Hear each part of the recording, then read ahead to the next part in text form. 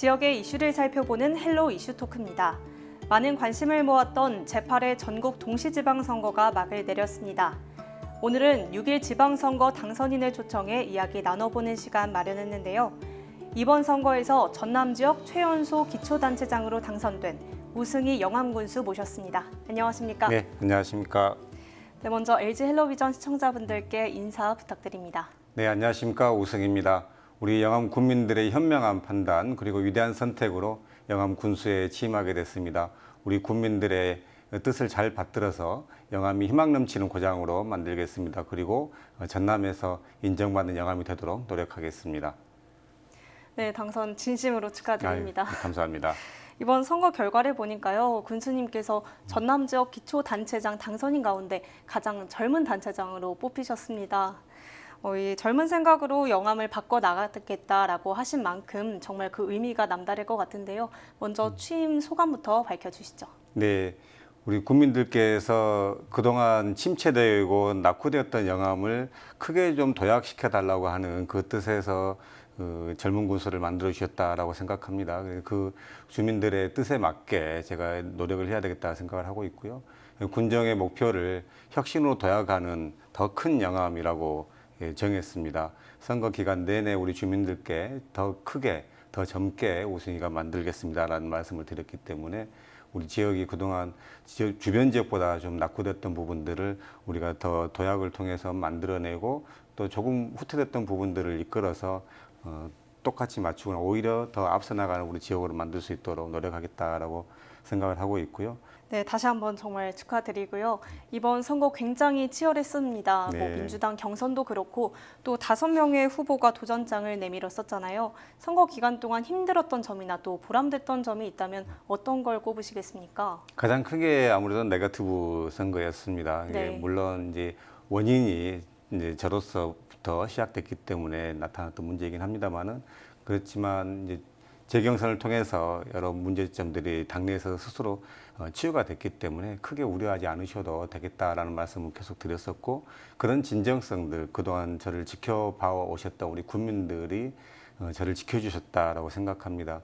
특히 이제 선거 준비하는 과정에 우리 주민들을 많이 만나 뵀었는데 주민들 중에 특히 어르신들이 이제 우리는 많이 됐으니까 젊은 친구들, 젊은 사람들 먹고 살리로 많이 만들어 달라는 이야기를 저한테 정말 많이 했어요. 네. 그런 과정에서 우리 지역에 그러면 젊은 사람이 얼마나 줄었을까도 살펴봤고 또 젊은 친구들이 젊은 사람들이 영암을 빠져나가지 않게 하기 위해서는 어떤 일을 해야 될까 엄청 이제 고민들을 많이 했었죠. 그런 그 장면 하나하나가 네. 저한테는 상당히 인상 깊었었고 특히 이번 선거 과정이 저에게는 깨끗한 선거, 돈 없는 선거를 만들어냈었습니다. 이게 저 혼자만 했던 게 아니고 우리 국민들이 함께 선거혁명을 이루어냈었다라는 점에서 가장 큰 성과였고 중요한 장면이 아니었을까 생각합니다. 네, 이렇게 선거 과정까지 짚어봤고요. 당선 이후에 인수위원회를 구성했잖아요. 네. 명칭을 민선 8기 혁신영암준비위원회라고 정하셨더라고요. 지난달에 이미 이 활동이 마무리된 걸로 알고 있는데 어떤 점을 좀 중점으로 살피셨는지요? 네, 올해부터 이제 인수위원회가 법적으로 정해진 인수위원회가 이제 출범을 하게 됐고요. 우리가 영암군뿐만 아니라 전국적으로 대한민국이 직면해 있는 과제가 4차 산업혁명, 기후변화이고요. 또 저희 같은 전남 지역의 인구가 작은 지역 같은 경우는 지방 소멸이라고 하는 위기에 직면해 있습니다. 네. 이런 과정들을 어떻게 우리가 극복해가고 지역의 대응을 잘해서 지역의 성장 동력으로 만들어낼 것이냐에 대한 고민들이 필요했기 때문에 혁신위원회라고 혁신준비위원회라고 네. 명칭을 정했고 단순하게 지역 내에서 함께 했었던 분뿐만 아니라 외부에서 우리를 영암을 봐줄 수 있는 분들을 통해서 영암을 제3의 눈으로 보자라고 해서 위원들을 그렇게 구성해서 네. 일단 마무리를 잘 했습니다. 네. 네, 한 달 동안 정말 끊임없이 영암의 발전을 위해서 준비하신 것 같고요. 군수님께서는 앞으로 새로운 영암을 만들겠다라고 약속하셨잖아요. 그러면서 이제 내세우신 공약들 자세히 살펴보겠습니다. 전국적으로 인구 감소 문제를 겪고 있습니다. 영암도 좀 지역적으로 현안으로 자리 잡고 있는 것 같은데 인구를 늘리기 위해서 어떤 방안을 좀 생각하고 계시는지요? 네. 제가 선거 기간 내내 이제 주민들께 마이크 잡고 말씀드렸던 게 인구가 지난 8년간 50세 이하 젊은 사람들이 10,000명이 줄었습니다라는 네. 말씀을 많이 드렸어요.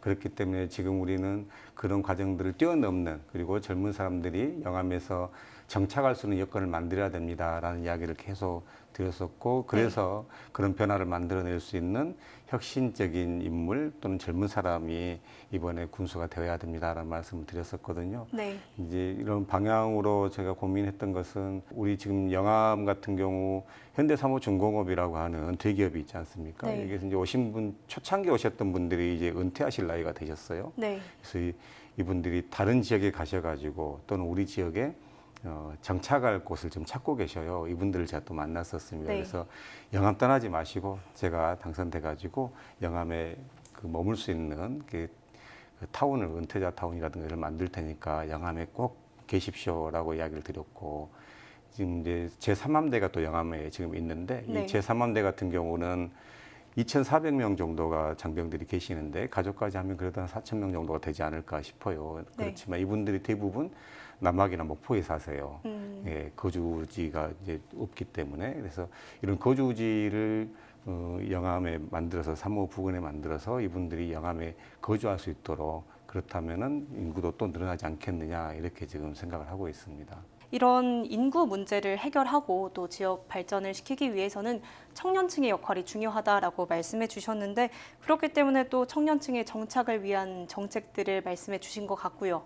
또 군수님께서도 청년 친화 도시를 만들겠다라고 밝히셔서 이와 관련된 정책들이 궁금하거든요. 자세히 말씀해 주시죠. 네, 젊은 층 50세 이하가 떠나는 이유는, 하나는 먹거리가 없기 때문에, 본인들이 일을 해서 돈을 벌어서 자식들을 키울 수 있는 네. 여건이 지금 안 되는 거고, 두 번째는 이제 문화적인 요소가 좀 부족한 네. 것이죠. 의료 부분은 워낙 모든 지금 군 단위가 어렵기 때문에 이건 조금 놔두더라도 그 아이들이 여기서 교육을 충분하게 잘 받을 수 있는 여건이 안 된다는 거죠. 그래서 아이들이 중학교에 진학할 때, 고등학교에 진학할 때 대부분 이제 떠나고요. 대학에 가서는 뭐 대부분이 지역에 남지 않으니까요. 물론 이제 그 친구들이 돌아올 수 있는 여건들을 네. 우리가 이제 만들어 가야 될 것 같습니다. 그래서 말씀드렸던 청년 문화거리라든가 청년 주택을 만들어서 우리 청년들이 영암에서 거주할 수 있는 여건들을 만들어 가야겠고요. 영암에 제가 이제 도연하는 과정에 LH 아파트를 유치를 했어요. 여기 이제 청년 세대가 한 30세대가 있는데, 여기는 이미 이제 분양이 다 됐어요. 청년들이 다 들어와가지고 이런 걸 보면서, 아, 청년 주택이 정말 필요하겠구나라는 네. 생각들을 많이 했고요. 또한 청년 기금을 좀 만들려고 합니다. 그래서 청년들이 다양한 활동을 하는 데 있어서 돈 걱정 없이 일단 여러 가지 실험도 해보고 실패도 해보고 성공도 해봐서 영암에서 머물 수 있는 여건들을 만들자라고 생각을 하고 있습니다.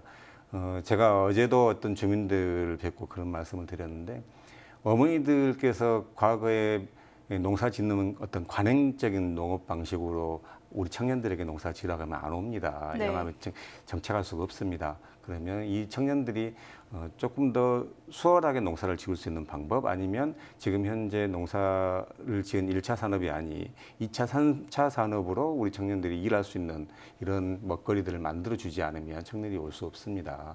그래서 청년들이 일자리를 그런 형태에서 이제 농업 분야에 있어서 가공, 유통할 수 있는 회사를 군에서 하나 만들어야 되겠다.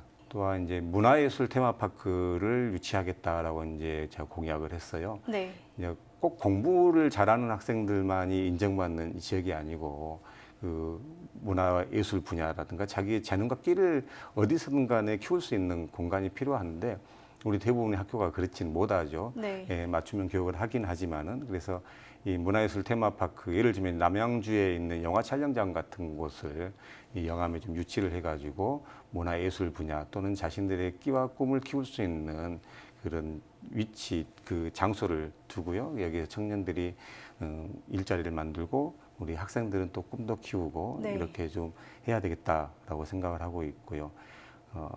이제 외부에 전국적으로 이제 신재생 에너지가 각광을 받고 있고, 또 탄소 중립을 위해서라도 그 방향으로 갈 수밖에 없습니다. 네. 예, 우리 영암이 끌려가는 게 아니고 그걸 선도적으로 개척해 가서 신재생 에너지가 필요로 하는 기업들을 영암이 유치해서 오히려 그거를 일자리를 확대하는 방안으로 우리가 적극적으로 좀 뛰어보자라는 생각들을 좀 하고 있습니다. 네, 단순히 일자리 창출이 아니라 청년 맞춤형 일자리를 좀 제공해주고 또 영암의 발전을 위한 다양한 정책까지 말씀해 주셨습니다. 영암의 또 다른 현안이라고 한다면 지역 간 균형 발전 문제를 꼽을 수 있을 것 같은데요. 아무래도 영암을 자세히 들여다보면 그동안 지역 간의 균형 발전이 잘 안 이루어진 상황이잖아요. 그렇습니다. 네, 예. 이를 위해서 좀 촘촘한 계획이 필요해 보이는데 어떤 계획을 준비하고 계시나요? 일단 인구 면에서 완전히 차이가 많이 나죠. 네. 지금 사모하고 영암, 읍하고 비율이 거의 한 3배 정도 차이가 나는데 영암에 계신 분들은 또 대부분 나주나 광주에 거주하시는 분들이 실제로 계셔. 주소는 영암에 두지만 또 사모 쪽도 마찬가지입니다. 예, 출퇴근 인구, 그리고 남학이나 목포 쪽에 주소를 두고 이렇게 일하시는 분도 계시고 이러다 보니까 주소는 영암에 두는데 이제 실제 생활은 네. 그쪽에 사는 이런 분들이 많이 계시죠. 전반적으로 균형 발전을 이루어야 되는 건 당연한 것이고요. 그러나 사모에 계신 분들 같은 경우가 오랫동안 사모 주민으로 살고 있지만 영암 군민이다라고 하는 그 소속감 내진 자부심 갖지 못하고 계셔요. 그래서 네. 제가 선거 기간 내내 말씀드렸던 것이 우리 사모의 주민들이 영암 군민이다, 우리나라 영암 군민이다라고 하는 자부심을 갖도록 하겠습니다. 그래서 제가 군수가 되면 영암 군수로서 우리 국민들 입에서 우리 사모이다, 우리 네. 사모다, 또 우리 현대사모중공업이다, 우리 사모입니다라는 말이 나오게 해서 이 사모에서 나오는 어떤 지역경제 성과들이 영암 전체로 퍼지면서도 사모에 꼭 투자될 수 있도록 해서 사모가 우리 영암 경제뿐만 아니라 우리 전남 서남권 경제의 심장부로서 역할을 할 수 있도록 해야 되겠다라는 말씀을 드렸고, 그동안 이제 사모 쪽에 가지고 계셨 그 주민들이 수건 사업으로 있었던 게 그 철탑을 이전시켜서 도시계획을 좀 확장시키자, 도시 네. 개발을 하자라는 이야기를 주셔서 그걸 공약으로 했고 이제 그 내용들을 추진해 갈 생각이고요. 또 영암읍 같은 경우는 군청 소재지임에도 불구하고 네. 계속 축소되고 쇠퇴되고만 있는 것을 우리 국민이 너무 안타까워하시죠. 그래서 젊은 군수를 이제 선택해 주셨는데 거기에 이제 호응을 좀 해야 될 거고, 네. 영암읍이 명실상부한 군청 소재지로서의 역할을 할 수 있도록 시내권 정비도 하고 월출산을 활용한 국립공원 박람회라든가 또 달빛 축제를 통해서 사람이 좀 북적거리는 이런 영암읍을 좀 만들자. 네, 이렇게 군수님께서 말씀해주신 여러 방안들이 잘 추진이 된다면 지역적으로 좀 균형 발전이 이루어지면서 더 살기 좋은 영암이 만들어질 것 같습니다. 사실 지역민들 입장에서는 이를 더 실질적으로 체감할 수 있는 게 바로 제대로 된 복지 서비스 아닐까 싶은데요. 네. 이와 관련해서는 어떻게 준비하고 계신가요? 네, 우리 모든 국민에게 힘이 되는 따뜻한 복지가 필요하겠다.